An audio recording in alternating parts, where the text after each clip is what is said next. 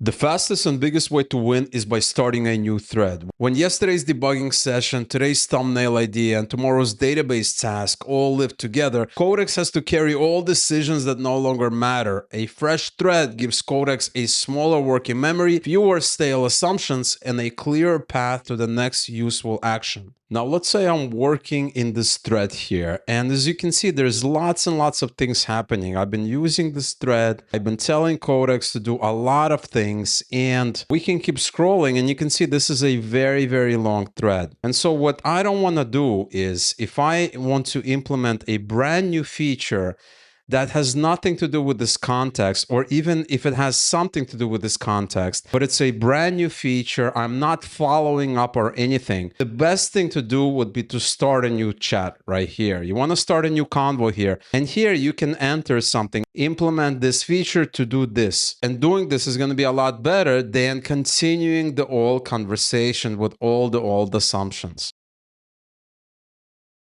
Codex works best when the available tools match the job. Every extra plugin, MCP server, connector, or tool service can add more choices for the agent to reason about, even when those choices are irrelevant. The practical rule is simple: connect the tools needed for this task, then remove the rest. Now, before you even have a chance to enter something, whether you're working in an existing chat or a brand new chat, you want to first check if you have some tools that are connected that might be polluting this context that you can turn off. And so what you want to do is you want to press Command, comma, you want to jump into MCP servers, and you want to disable MCP servers that you do not need. And so if I'm working in a chat that does not need this, it does not need this, that it does not need design stitch, nor does it need Supabase, I want to turn all of that off, and I want to just restart it. And I can come back and I can enter a new prompt without worrying about all that context pollution. If Codex misunderstands the task, the expensive move is sending 5 little correction messages in a row. Those corrections all stay in the thread, and Codex has to reconcile them with the weak original prompt. When the request is still basically the same, rewrite the original prompt into the version you should have sent, then rerun from cleaner instructions. Now, let's say you're sending a prompt such as this one. You're going to go ahead and you're going to send it. And then you realize that you made a mistake. Well, instead of waiting for this to finish and then enter a bunch of follow-up messages, what you want to do is you want to stop it and you want to click on edit. You want to edit this and you want to provide more context. Specify a file, work with this file here, or you want to add a specific feature. That's going to be editing an existing prompt is going to be a lot better than sending, a bunch of follow-up messages, because all that's going to do is pollute your context. A wrong implementation path is one of the most expensive ways to use Codex. Plan mode is a superpower because the agent can inspect the situation, ask only the decisions that matter, and propose the smallest save change before any files are altered. For bigger tasks, this is a cheap checkpoint before a costly edit, build, debug loop begins. Now, anytime you're entering a new prompt, and this is especially important whenever you are in a new conversation, you always want to be entering it in a plan mode. And so if you click over here, you can select plan mode, and that's going to help Codex to analyze your input and maybe ask you some follow-up questions instead of just blindly going to work. And this is something that I use 90% of the time, so definitely make it a habit. Speed is not the same thing as intelligence. Fast mode can be just as capable as standard, but it trades higher usage for faster responses. That means fast is not the cheap mode, and it is not the lower quality mode. It is the mode to use when latency matters enough to justify the extra usage. For normal, regular tasks, standard is the better default because it is more usage efficient. Use fast when waiting is the bigger cost. Quick live debugging, rapid back and forth edits, or a time-sensitive run when you need Codex to move faster and you're comfortable spending more usage to get there. Now, when you're entering a prompt, you not only have a choice between the models, but also the speed. So you have standard and you have fast. Now, unless you have very, very good reason to use fast, you always want to be using standard because that's going to be almost as fast, but it's going to result in a lot less usage. So definitely stay on standard unless you have a really, really good reason not to. Pasting a whole document feels helpful, but it often makes the actual signal harder to find. Codex usually needs the exact excerpt, file path, schema, error, function, or a decision that affects the task at hand. Start narrow, then let Codex ask for more if the missing context matters. Now, whenever you are prompting Codex and you also want to include some context, maybe a log file, a PDF file, maybe a web page, and all kinds of things, you want to avoid sending unnecessary context. And this is also applicable to working with code or pretty much anything whose goal is to help Codex. Now, for instance, with this prompt here, I'm trying to be as specific as possible. So I actually tell Codex, check out the file, this file, and modify the function to return the list of items. That's going to not only speed up my prompt, reduce my usage, but it's also going to prevent the pollution of the conversation. For long-running Codex work, avoid open-ended requests like keep going until it is done. You want a goal with a specific outcome, success conditions, stop conditions, and a fixed number of turns or checkpoints. That gives Codex a target, and it gives you a clean moment to inspect progress before the session drifts. Now, if you're trying to get Codex to work on something long, over a few hours or even over a few days, then you should be using this feature called goal. But most importantly, you want to give Codex a very, very clear objective. So as you can see here, I'm giving it an objective, I'm giving it success conditions, and I'm also giving it stop conditions along with a turn limit. I want to make sure that if it starts drifting, not in the direction that I want, that it stops immediately and waits for further instruction.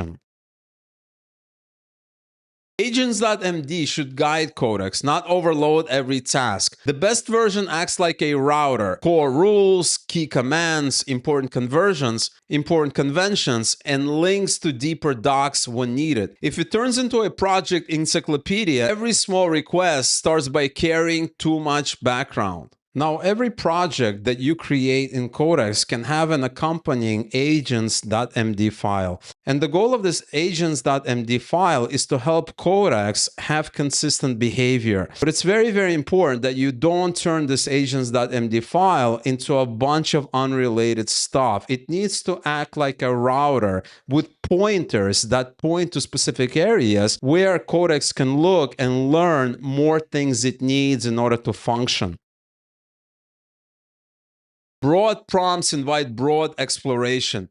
When you ask Codex to find a bug somewhere in the repo, it has to spend tokens discovering the likely area before it can solve anything. If you already know the route, component, error, or file, say so. Exact references do not make Codex less capable. They let the agent spend more of the budget on reasoning and verification. Now, a lot of times when you enter a broad prompt, you're basically introducing a bunch of unknowns. Codex likes very, very specific prompts. So in this example, we're trying to be as specific as possible. And by doing that, we're getting Codex to work on just the piece that we need so that it can concentrate its reasoning budget on solving our problem instead of searching for the files in the first place.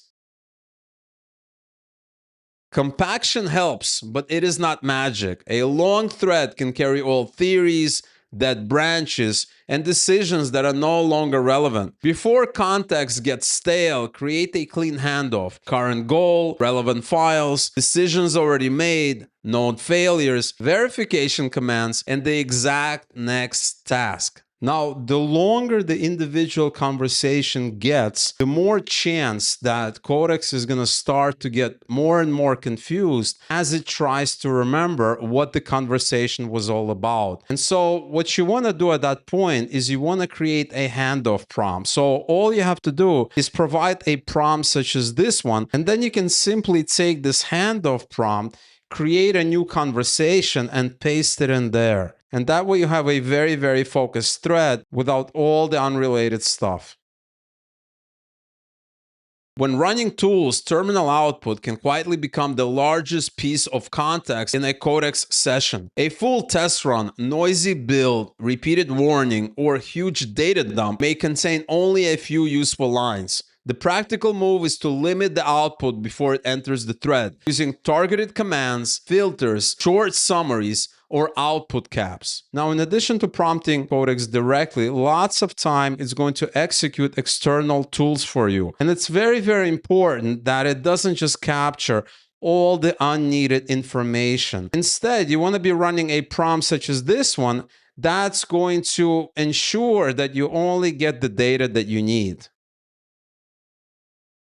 Long Codex runs are the easiest to fix early. If the first moves are irrelevant file reads, repeated searches, value debugging, or scope creep, do not wait until the run burns the whole session. Ask where it is still working on the original task and force the next step back down to the smallest useful action. Now, let's say you're working on a big feature and you execute a prompt such as this one. And here Codex starts to work. It starts to analyze files, come up with some solutions, and try to get you closer to the goal. But then you notice that it's working on something else completely, or it's starting to drift, and it's not really getting any closer to wherever you want it to be. And so at this point, the best thing to do would be to stop this convo right away before it goes further, and either start a new conversation or alter your prompt by giving Codex clarifications. A fresh thread is not only for a brand new task, it is also the right move when Codex has tried the same issue 2 or 3 times and keeps missing. At that point, the thread may be carrying failed theories, bad assumptions, irrelevant file reads, and corrections that fight each other. Instead of trying to repair the conversation forever, restart with only the useful facts. Now, another very, very common thing that happens is you have a long conversation going on, and then you send a prompt, and Codex works for a while, and it finally outputs a solution. You try that out, and it's not the right thing. So you enter another prompt. Codex works for a few minutes, maybe 10, even 20 minutes, and then once again, it's not what you're looking for. You try it one more time, and it still doesn't get you any closer. Well, after several tries, what you want to do is you want to start a new thread, because by continuing to work in an existing thread with an existing context, you're just going to be getting diminishing returns. And so starting a new thread is a lot better, and that's exactly what you should do. Not every Codex task needs the highest reasoning setting. Use lighter reasoning for copy edits, formatting, small refactors, and obvious fixes where the risk is low. Use higher reasoning when the cost of being wrong is high. Architecture, migrations, security, unclear bugs, or multi-step debugging. Now, along with the different models that you can select, Codex has also different reasoning modes for each model. And it's always very, very tempting to work with high or extra high. But you need to ask yourself, what is going to be the right reasoning mode for your specific task? And so if I'm working on something simple, I'm probably going to be using medium. If it's very, very simple, use low. If it's slightly complex or medium is just not cutting it, switch to high. And then extra high is reserved for just those special cases where even high does not cut it. Subagents can be useful, but they're not free. A separate agent may need its own context, its own instructions, and its own summary back into the main thread. That trade-off is worth it for isolated research, independent review, or bounded work that should not pollute the main conversation. Now, Codex has something called subagents, which are agents that are executed by this main prompt here. And it's always very, very tempting to use them by entering a prompt such as this one. But you need to ensure that using subagents is going to work for you instead of against you. And remember the extra usage with subagents as well. And so definitely reserve subagents for those special cases. You're not going to need them as often as you may think. If you keep explaining the same workflow to Codex, that is a sign it should become a skill. Skills are useful when a task has repeatable rules, where files live, what format a Notion page uses, what safety checks matter, or how a recurring review should be done. Instead of spending tokens reteaching the same process, codify the workflow once and invoke it when the task needs it. Now, if I find myself doing something in a thread that I know I'm going to do again, I'm always going to encode that as a separate skill. And all you have to do is type something like this, encode this last step as a separate skill. And now that's going to create a brand new skill that you can access by pressing / and picking your skill here. If another Codex thread already solved a similar issue, do not recreate that whole conversation from memory. Copy the deep link from the old conversation and bring it into the new one as a reference pattern. The key is to use it for the approach, decisions, and verification path, not as a giant context dump. Now, let's say I'm working in this thread and I realize that I've stumbled on a problem that I've experienced before. Well, all I need to do is find that previous thread where I experienced that problem and I solved it. Right-click, select copy deep link, and paste it here. And all I need to say is something like, use the solution in this thread. And Codex is going to find this thread on disk, find the conversation, find the solution, and try to implement it in this current thread.